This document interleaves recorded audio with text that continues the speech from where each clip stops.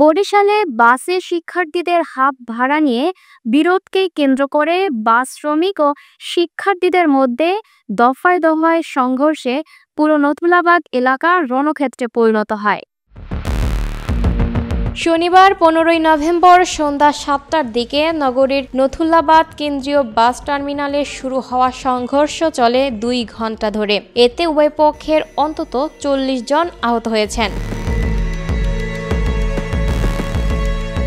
এ সময় বিক্ষুব্ধ শিক্ষার্থীরা বেশ কয়েকটি বাসে ভাঙচুর চালানোর পাশাপাশি একটি বাসে আগুন ধরিয়ে দেয় এবং মহাসড়ক অবরোধ করে আগুন জ্বালিয়ে বিক্ষোভ করেন। এদিকে পরিস্থিতি নিয়ন্ত্রণে সেনাবাহিনী সহ আইনশৃঙ্খলা বাহিনীর বিপুল সংখ্যক সদস্য মোতায়েন করা হয়েছে। শ্রমিক রুবেল জানান, কলেজ বন্ধের দিন হাফ ভাড়া নিয়ে এক বাস শ্রমিকের সঙ্গে শিক্ষার্থীর বাকবিতণ্ডা হয়। পরে বিএম কলেজের শতাধিক শিক্ষার্থী নথুল্লাবাদ বাস স্ট্যান্ডে এসে দাঁড়িয়ে থাকা বাস ভাঙচুর করে। এতে বহু শ্রমিক আহত হন বলে দাবি করেন তিনি। অন্যদিকে বিএম কলেজের শিক্ষার্থী সাব্বির সহ বেশ কয়েকজন অভিযোগ করেন, মুলাদি থেকে বরিশালের উদ্দেশ্যে ছেড়ে আসা সেবা পরিবহনের একটি বাসে এক শিক্ষার্থী হাফ ভাড়া দিতে চাইলে তাকে শারীরিকভাবে লাঞ্ছিত করেন বাস শ্রমিকরা।